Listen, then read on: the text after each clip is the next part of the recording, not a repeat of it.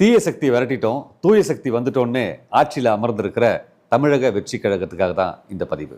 ஆட்சி அமைக்க மெஜாரிட்டிங்கிற அந்த மேஜிக் நம்பர் கிடைக்காம இருந்த நேரத்தில் வாண்டடா வந்து வண்டியில் ஏறின காங்கிரஸை நீங்க ஆற தழுவி வரவேற்றதை ராசதந்திரம் கூட சொல்லலாம்.